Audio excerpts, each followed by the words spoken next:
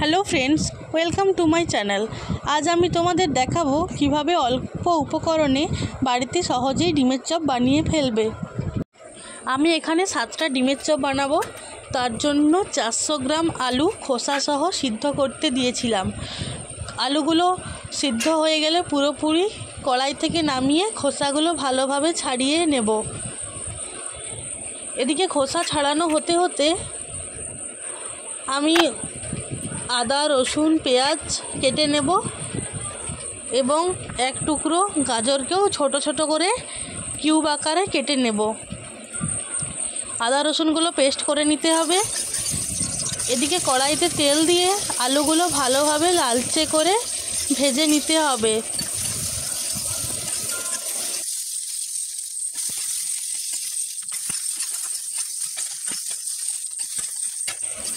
আলুগুলো ভালোভাবে লালচে করে ভেজে নিলে ওই একই কড়াইতে কতগুলো শুকনো লঙ্কা দিয়ে ভালোভাবে ভেজে নিতে হবে। এটা আমরা আলুর পুরের ক্ষেত্রে ব্যবহার করব। এরপর কড়াইতে সরষের তেল দিয়ে শুকনো লঙ্কা, তেজপাতা এবং গোটা জিরা ফোড়ন দিয়ে পেঁয়াজগুলো দিয়ে দেব। ভালোভাবে পেঁয়াজগুলো ভেজে নেব। এরপর একে একে রসুন বাটা, আদা বাটা, জিরা বাটা সব কিছু দিয়ে ভালোভাবে মশলাটা কষিয়ে নেব। এরপর কেটে রাখা গাজরের টুকরোগুলো দিয়ে ভালোভাবে নেড়ে চেড়ে মশলাগুলো একসাথে মিশিয়ে নেব।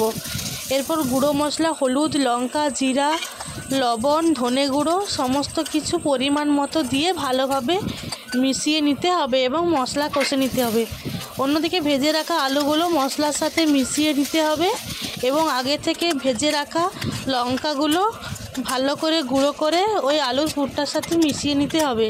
আলুর পুরটা যখন কড়াই থেকে ছেড়ে আসবে তখন আলুর পুরটা নামিয়ে নিতে হবে। আলুর পুরটা একেবারে রেডি।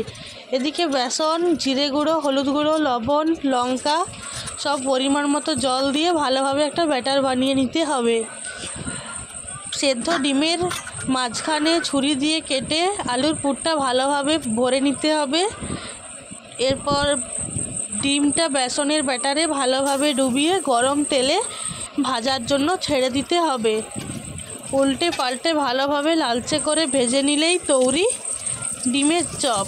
গরম গরম সার্ভ করুন সস এবং স্যালাডের সাথে। খেতে অত্যন্ত সুস্বাদু, যে একবার খাবে তার মুখে লেগে যাবে। আর বাইরে কিনতে হবে না, বাড়িতেই বানিয়ে ফেলুন।